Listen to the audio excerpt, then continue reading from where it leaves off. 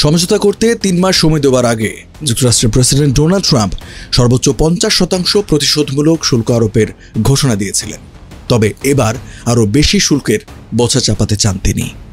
এরই মধ্যে ঘোষণা দিয়েছেন এক ধাক্কায় ৭০% পর্যন্ত শুল্ক বাড়াবেন। এ নিয়ে এখন রীতিমতো আতঙ্কে বিশ্ব বাণিজ্য। সবকিছু ঠিক থাকলে কিছু দেশকে আর মাত্র ৫ দিনের মধ্যে শুল্ক বাড়ানোর চিঠি পাঠাবে হোয়াইট হাউস। তবে বেশিরভাগ ক্ষেত্রে নতুন শুল্ক হার কার্যকর হবে ১ আগস্ট থেকে।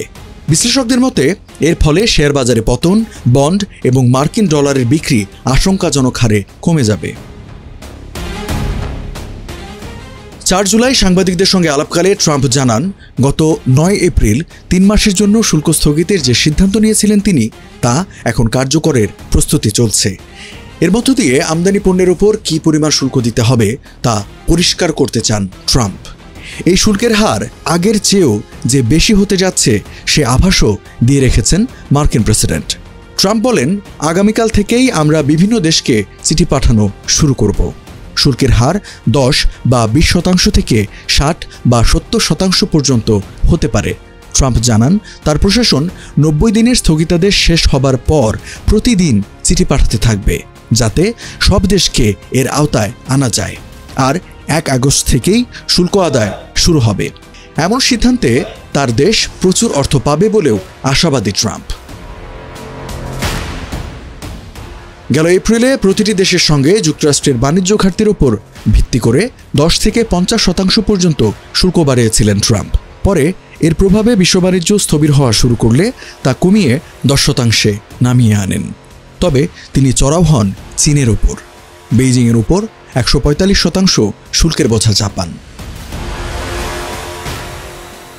ট্রাম্পের শুল্কারোপ নিয়ে যখন ফের উত্তেজনা বাড়ছে, তখন শোনা যাচ্ছে ভিন্ন কথাও।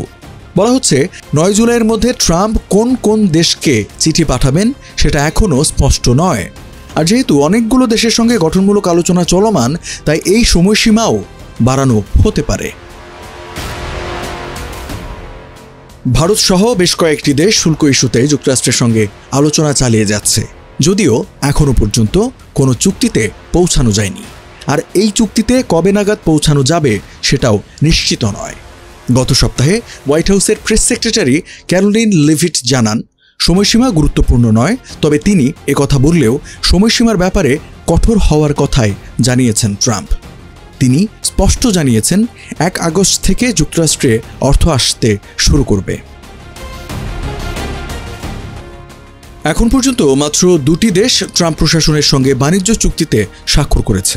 এর মধ্যে রয়েছে চীন ও ভিয়েতনাম।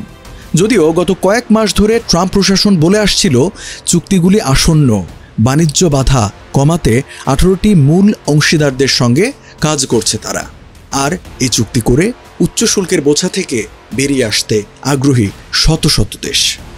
এ নিয়ে গত এপ্রিলে টাইম ম্যাগাজিনে দেওয়া এক সাক্ষাৎকারে ট্রাম্প জানিয়েছিলেন ২০০টি চুক্তি সম্ভব এবং এসব চুক্তি প্রায় সম্পন্ন হয়েছে।